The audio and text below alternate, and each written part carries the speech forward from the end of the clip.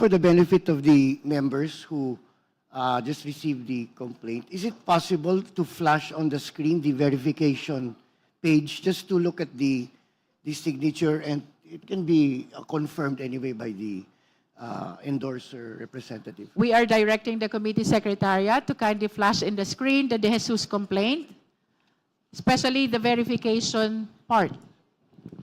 Madam Chair, The Honorable Vice Chair Garbin. just a clarification on the verification of Attorney De Jesus. We made mention that it was subscribed before the Office of the Secretary General. Upon perusing the verification, and the jurat tells us that it was Attorney Ana Patricia Chua who administered the notary. So let me be clarified, Madam Chair, whether there was a separate. There are actually two documents that needs to be under oath. One is the verification, and the other one is the endorsement. And the Honorable Vice Chair Keith Flores would like to comment to that. Madam Chair, while the verification was notarized by a private lawyer, I think, the endorsement, the resolution of endorsement, which was signed by the Representative Jet Nisay, was subscribed to before the Secretary General, Madam Chair. Thank you for that clarification, Madam Chair.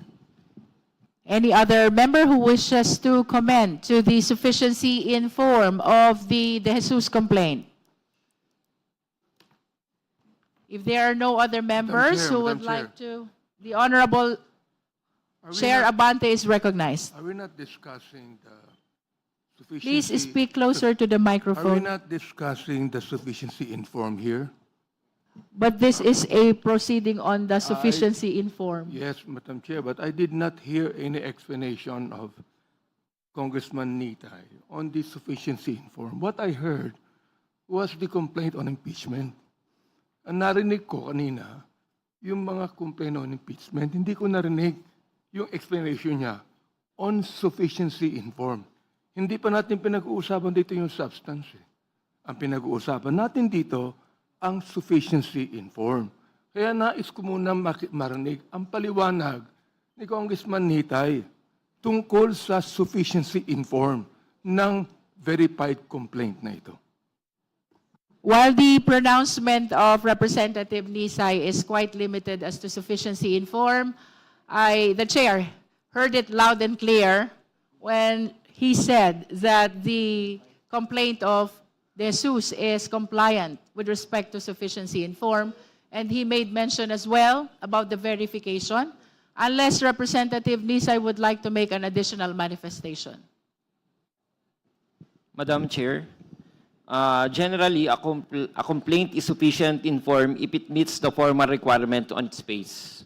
Sa ilalim ng rules, ang complaint dapat ay katulad ng nabanggit nyo kanina, verified under oath by the complainant through an affidavit stating that he has read and understood the contents of the complaint and that the allegations therein are true and correct based on his personal knowledge or authentic documents. So lahat po ng yan present naman sa ating complaint. Therefore, I am manifesting that the complaint is sufficient in form. Thank you, Madam Chair. Bishop, I hope that satisfies the Honorable Abante. Any other member who wishes to comment on the sufficiency in form? Because otherwise, we will be proceeding to the determination of sufficiency in form of the second complaint.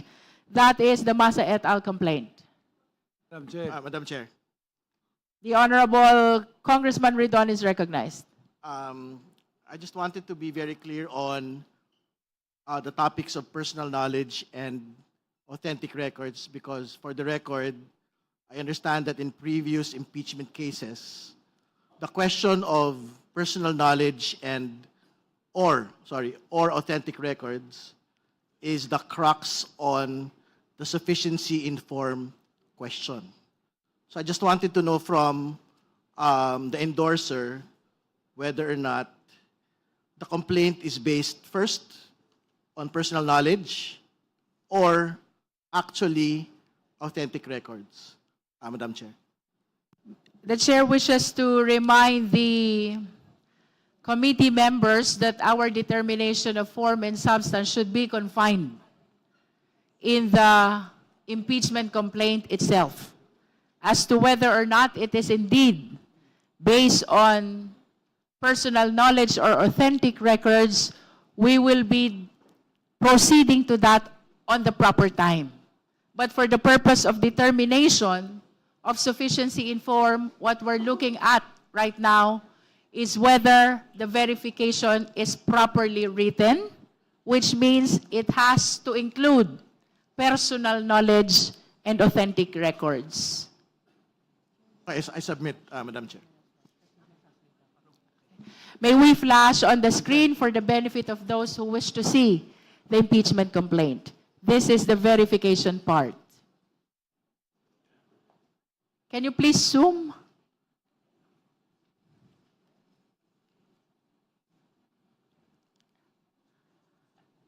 What is significant in the verification is actually paragraph 3.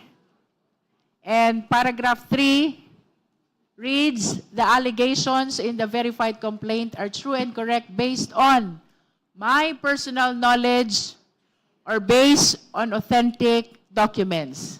That is for consideration, of course, of the committee members. Madam Chair. The Honorable Suntay is recognized. Thank you. Madam Chair, in the determination of sufficiency in form, three things are important. Verification, endorsement, proper content and structure. The complaint is duly verified. It contains a sworn affidavit of the complainant affirming that he has read the complaint and that its allegations are true to his personal knowledge. There is an endorsement coming from the Honorable Nisay, and, well, if it contains the proper structure, well, the names of the parties are there, the designation of the offense and actual omission. I believe that the complaint is sufficient in form. Thank you, Congressman Suntay. Madam The Chair, Honorable Vice Chair Dumogan is recognized. thank you, Madam Chair. It is clear enough. So let us vote for the issue on sufficiency. We will come to that, in Vice form. Chair. Madam Okay. Chair. I think we have exhausted already our discussions as to sufficiency in form of the De Jesus complaint. We shall now proceed to our discussion on the sufficiency in form of Massa et al. Complaint. But let us hear first the manifestation of position of our endorsers. The Honorable Representative Tino is recognized. Madam Chair, I defer to Madam Chair, Representative Ilago. Madam Chair. With the indulgence of the Honorable Tino, the Honorable Rodriguez is Let recognized. us first, it's a matter of order. We have already discussed, and there's a presentation of the congressman endorsing the complaint. There has been statements that they are informed. I think we should now vote. We should not vote on the first one before we go to the second one.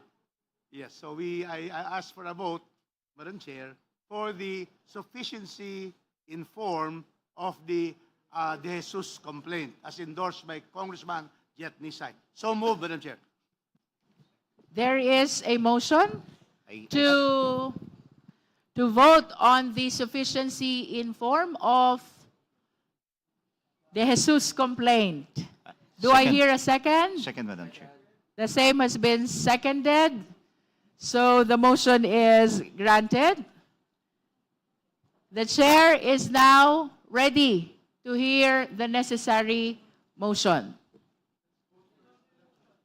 Madam Chair, The Honorable Madam Chair, Amben Abante is Madam recognized. Chair, I move to declare the impeachment complaint filed by Attorney Andre R. De Jesus sufficient and informed. That's already been moved by me. It's already been moved. So let us move on the prior motion. The and we have understanding to of the vote or chair not. about the motion of the Honorable Rodriguez is a motion to vote already about the sufficiency in form of the De Jesus complaint. And that is why I solicited a second, and the chair granted that motion to vote already. Now we are entertaining the motion to declare the De Jesus complaint as sufficient in form as raised by the Honorable Amben Amante. Vote, Madam Chair, the motion to vote, if it is voted in favor, it's approved. It is therefore voted in form as sufficient. So there's no need for another motion to declare. Because I have already moved to vote, and with that vote, it will result on either its referral back to the Secretary General because it is insufficient in form, or it is approved, it is sufficient in form, and we proceed to the next step. Thank you, Madam Chair. With the indulgence of the Honorable Rodriguez, the chair was listening very well when he raised the motion of voting already about the sufficiency in form of the De Jesus complaint. And the intention of the chair, when she recognized Honorable Rodriguez and even solicited a second to that motion, is to resolve whether or not we will be doing the voting now or after we deliberate on the sufficiency in form of the second impeachment complaint. So, with the indulgence of the Honorable Rodriguez, I hope we can proceed. We have granted the motion to do the voting now, and now we are entertaining the motion to declare the De Jesus complaint as sufficient in form. There is a motion to declare De Jesus complaint as sufficient in form, as raised by the Honorable Amben Amante. The same has been seconded. Is there any objection? I object, Madam Chair. There I did not properly hear the explanation on that sufficiency in form. And that is what I would like to hear. And because of this, I object. There is a motion to declare the De Jesus complaint as sufficient in form. The same has been objected to by the Honorable Abante, and therefore we will be dividing the House. Those who are in favor of the motion, please raise your right hand. Comsec, please count.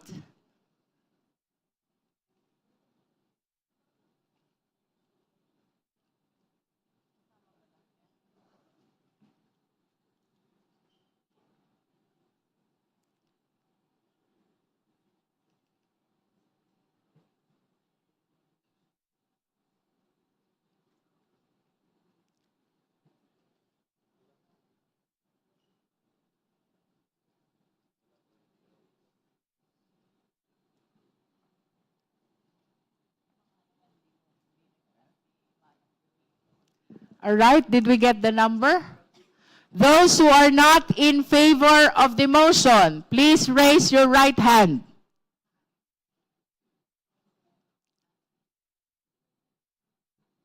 Those who abstain, please raise your right hand.